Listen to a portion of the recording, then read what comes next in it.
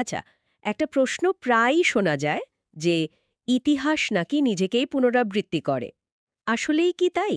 নাকি আমরা মানুষরাই একই ভুল বারবার করতে থাকি? এটা খুব ইন্টারেস্টিং একটা প্রশ্ন। আর আজকের আলোচনায় আমরা ঠিক এই বিষয়টারই গভীরে যাওয়ার চেষ্টা করব। আর এর জন্য আমরা এমন একটা উৎসের সাহায্য নেব যা প্রায় ১৪০০ বছরেরও বেশি পুরনো।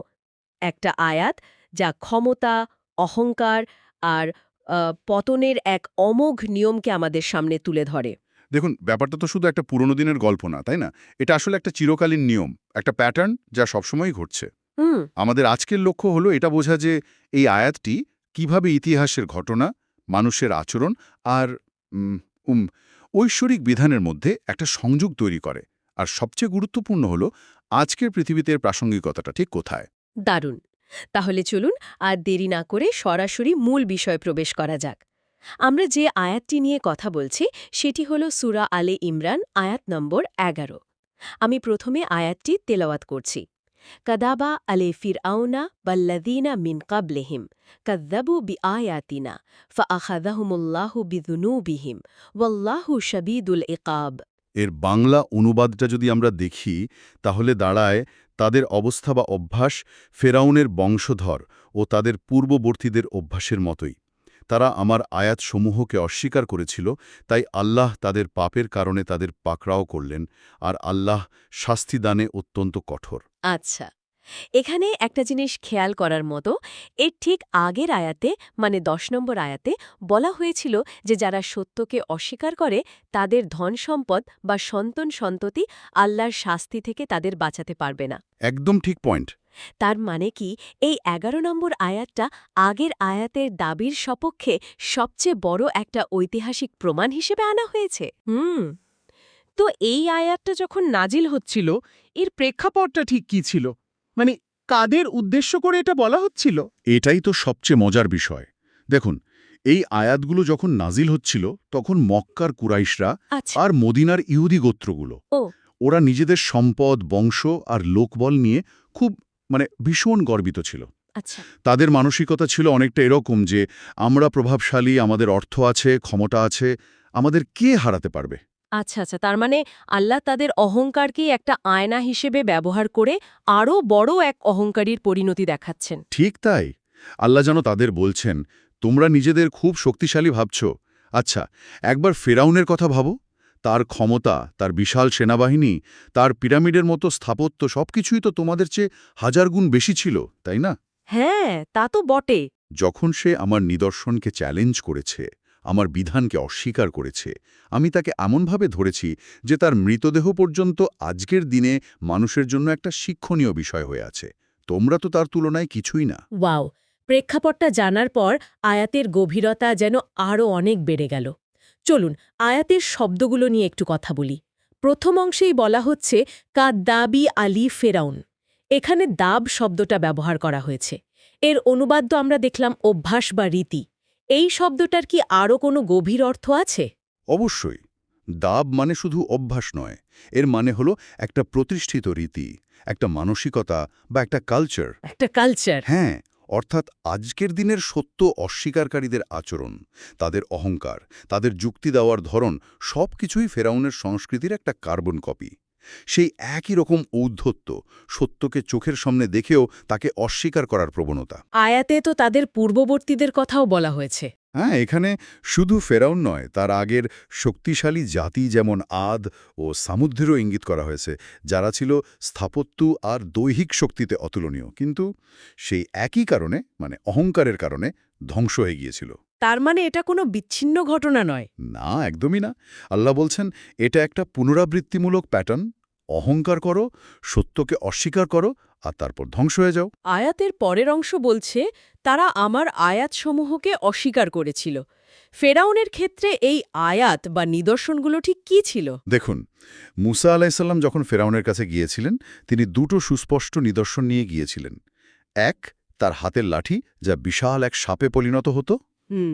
আর 2, তার হাত যা বগলের নিচ থেকে বের করলে সূর্যের মতো উজ্জ্বল হয়ে যেত। ফেরাউন এগুলো নিজের চোখে দেখেছে, কিন্তু ক্ষমতার দম্ভ আর অহংকার তাকে এতটাই অন্ধ করে দিয়েছিল যে সে এগুলোকে জাদু বলে উড়িয়ে দিয়েছে। একদম ঠিক তাই। আর এই একই ঘটনাই তো মক্কার কাফেরদের সাথেও ঘটছিল, তাই না? হ্যাঁ, ঠিক। তারাও তো কোরআনের মতো অলৌকিক গ্রন্থ পেয়েছে, চাঁদ দ্বিখণ্ডিত হওয়ার মতো অবিশ্বাস্য ঘটনা নিজেদের চোখে দেখেছে, কিন্তু তারাও বলেছে এ তো স্পষ্ট জাদু। ব্যাপারটা হলো, রোগ যখন একই, অর্থাৎ সত্যকে জেনে বুঝে অস্বীকার করার রোগ, তার চিকিৎসাও তার পরিণতিও একই হয়। আর সেই পরিণতি বা চিকিৎসার কথাই তো আয়াতের পরের অংশে বলা হয়েছে, তাই না? যেখানে পাকড়াও করার কথা বলা হচ্ছে, ফা আখাযাহুমুল্লাহ, তাই আল্লাহ তাদের পাকড়াও করলেন। হ্যাঁ, এখানে আখাজা শব্দটা ব্যবহার করা হয়েছে। এর অর্থ বলা হয়েছে শক্ত করে ধরা বা সিজ করা। এটা শাস্তি দেওয়ার থেকে একটু ভিন্ন শোনায়, তাই না? এটা খুবই গুরুত্বপূর্ণ একটা পয়েন্ট। আখাযা শব্দটার মধ্যে একটা আকস্মিকতা আর চূড়ান্ত ক্ষমতার ইঙ্গিত আছে। এমনভাবে ধরা যেখান থেকে পালানোর বা ছাড়া পাওয়ার কোনো সুযোগই থাকে না। আর এটা কখন হয়? এটা তখনই হয় যখন পাপের পাত্র কানায় কানায় পূর্ণ হয়ে যায়। কিন্তু এখানে একটা প্রশ্ন আসে, ফেরাউন তো বহু বছর ধরে অত্যাচার করেছে, বনি ইসরায়েলের ওপর তার জুলুম তো একদিনের ছিল না। আল্লাহটাকে সাথে সাথেই পাকড়াও করেননি কেন? মানে এই বিলম্বের পেছনে কি কোনো কারণ আছে? খুব ভালো প্রশ্ন। এর মধ্যে আল্লাহর দুটো নীতি কাজ করে। প্রথমত, তিনি পরম দয়ালু। তিনি সুযোগ দেন, সময় দেন, যাতে মানুষ শুধরে যায়। তিনি বারবার সতর্ক বার্তা পাঠান। ফেরাউনের কাছেও তো 9টি বড় বড় নিদর্শন পাঠানো হয়েছিল। আচ্ছা। আর দ্বিতীয়ত, তিনি পাপকে বাড়তে দেন, যাতে তার অপরাধ যখন চূড়ান্ত পর্যায়ে পৌঁছায় তখন তার শাস্তিটা হয় দৃষ্টান্তমূলক, যাতে পরবর্তী হাজার হাজার বছর ধরে মানুষ এই ঘটনা থেকে শিক্ষা নিতে পারে। ও, বুঝতে পেরেছি। ফেরাউনকে যদি প্রথম দিনেই ধ্বংস করে দেওয়া হতো, তাহলে সে হয়তো ইতিহাসের পাতায় একটা ছোট্ট ফুটনোট হয়ে থাকত। কিন্তু তাতে সময় দেওয়ার ফলেই তার অহংকার এমন পর্যায়ে পৌঁছেছিল যে সে নিজেকে সর্বোচ্চ খোদা দাবি করে বসে। আর তার পতনটাও হয়েছিল ততটাই নাটকীয়ভাবে। এবং আয়াতের শেষ অংশটি সেই পরিণতির ভয়াবহতা বর্ণনা করছে। আল্লাহ শাস্তিদানে অত্যন্ত কঠোর, শদীদুল ইকাব। এর মানে হল, আল্লাহর দয়াকে তার দুর্বলতা ভাবার কোনো সুযোগ নেই। তিনি ক্ষমা করতে ভালোবাসেন, কিন্তু যখন অপরাধীরা সীমা লঙ্ঘন করে, যখন তারা আল্লাহর বিধানকে নিয়ে ঠাট্টা বিদ্রুপ করে, তখন তার শাস্তি হয় অত্যন্ত কঠোর এবং ভয়ঙ্কর, যেখান থেকে বাঁচার কোনো পথই খোলা থাকে না। এই প্রাচীন ঘটনার তার বিশ্লেষণ থেকে আজকের দিনের জন্য কি বার্তা আছে? আমাদের আলোচনার জন্য যে আয়াতটি আমরা নিয়েছি তা তো আধুনিক যুগেও প্রাসঙ্গিক হওয়ার কথা। অবশ্যই, এই আয়াতের মূলনীতিগুলো তো চিরন্তন। যেমন টাইটানিক জাহাজের ঘটনাটা ভাবা যাক। এর নির্মাতারা এতটাই আত্মবিশ্বাসী আর অহংকারী ছিল যে এর ক্যাপ্টেন বলেছিলেন স্বয়ং ঈশ্বরও এই জাহাজকে ডুবাতে পারবেন না। এটা তো নির্ভেজাল ফেরাউনি মানসিকতা, তাই না? একদম। টাইটানিকের উদাহরণটা এজন্যই এত শক্তিশালী, কারণ এখানে অহংকারটা কোনো ব্যক্তি বা রাজার ছিল না, বরং পুরো একটা সিস্টেমের, প্রযুক্তির উপর অন্ধ বিশ্বাসের অহংকার ছিল। আর পরিণতি কি হলো? প্রথম যাত্রাতেই ডুবে গেল। হ্যাঁ, আল্লাহর বিশাল কোনো শক্তির দরকার হয়নি। তারই সৃষ্টি সামান্য একটা বরফখণ্ড, অর্থাৎ তারই একটি আয়াত, সেই বিশাল জাহাজের দম্ভকে চূর্ণ করে দিল। প্রথম যাত্রাতেই সলিল সমাধি।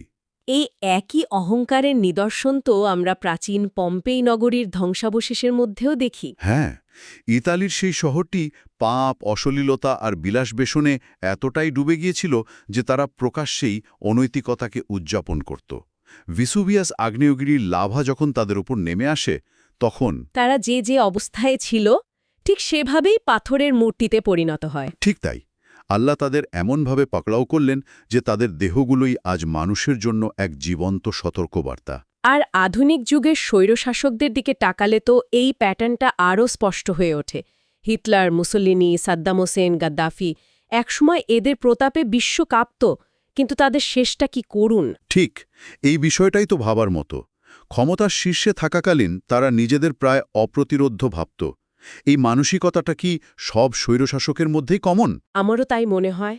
হিটলারকে আত্মহত্যা করতে হলো, মুসোলিনিকে তার নিজের দেশের জনতা রাস্তায় ঝুলিয়ে দিল, আর সাদ্দাম হোসেন বা গাদ্দাফিকে পাওয়া গেল নর্দমার পাইপ বা গর্তের ভেতর, অত্যন্ত অপমানজনক অবস্থায়।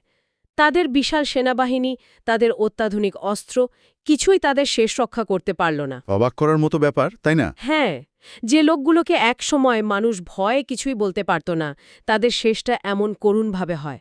ক্ষমতার এই অসারতাটা সত্যি চোখে আঙুল দিয়ে দেখিয়ে দেয়। এই ঘটনাগুলো কিন্তু শুধু গল্প নয়, এর পেছনে সমাজবিজ্ঞানেরও ব্যাখ্যা আছে।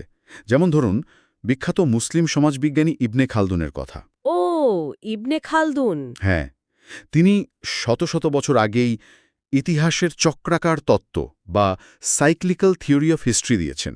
তিনি বলেছেন, যে কোনো সভ্যতা বা সাম্রাজ্য একটি নির্দিষ্ট চক্র মেনে চলে। যখন তারা উন্নতির শিখরে পৌঁছে যায় এবং বিলাসী, দুর্নীতিপরায়ণ আর অত্যাচারী হয়ে ওঠে, তখনই তাদের অভ্যন্তরীণ ভাঙন শুরু হয় এবং পতন অনিবার্য হয়ে পড়ে। আর এই আয়াতটি শুধু একটি ধর্মীয় সতর্কবাণী নয়, এটি একটি প্রমাণিত সমাজতাত্ত্বিক প্যাটার্নকেও তুলে ধরছে। পাপ আর জুলুম বাড়লে যে সভ্যতা ধ্বংস হয়, এটা একটা সামাজিক নিয়ম। একদম। শুধু তাই নয়, এর একটা বৈজ্ঞানিক সাদৃশ্যও খুঁজে পাওয়া সম্ভব। যেমন ধরুন, পদার্থবিজ্ঞানে নিউটনের তৃতীয় সূত্র। প্রত্যেক ক্রিয়ার একটি সমান ও বিপরীত প্রতিক্রিয়া আছে। Action and reaction. পদার্থবিজ্ঞানের সাথে আধ্যাত্মিক জগতের এই তুলনাটা দারুণ। কিন্তু ভৌত জগতে তো প্রতিক্রিয়াটা প্রায় তাৎক্ষণিক হয়। পাপের ক্ষেত্রে তো শাস্তি আসতে দেরি হয়, অনেক সময় এই জীবনে দেখাও যায় না। এই বিষয়টা কিভাবে ব্যাখ্যা করা যায়? চমৎকার প্রশ্ন। আধ্যাত্মিক জগতের রিঅ্যাকশন বা প্রতিক্রিয়া সবসময় তাৎক্ষণিক বা দৃশ্যমান হয় না। এটা অনেকটা পারমাণবিক চুল্লির মতো। পারমাণবিক চুল্লি? হ্যাঁ, প্রতিটি পাপ বা জুলুম হল একটি তেজস্ক্রিয় কণা যোগ করার মতো। একটা দুটোতে হয়তো কিছু হয় না, কিন্তু যখন পাপের পরিমাণ একটা ক্রিটিক্যাল ম্যাসে পৌঁছে যায়, তখনই চেইন রিঅ্যাকশন শুরু হয়। আর সেই বিস্ফোরণ? আর সেই বিস্ফোরণ বা পতন হয় ভয়াবহ। ফেরাউনের বছরের পর বছর ধরে করা জুলুম ছিল সেই অ্যাকশন, আর সাগরে ডুবে মরাটা ছিল তার চূড়ান্ত রিঅ্যাকশন।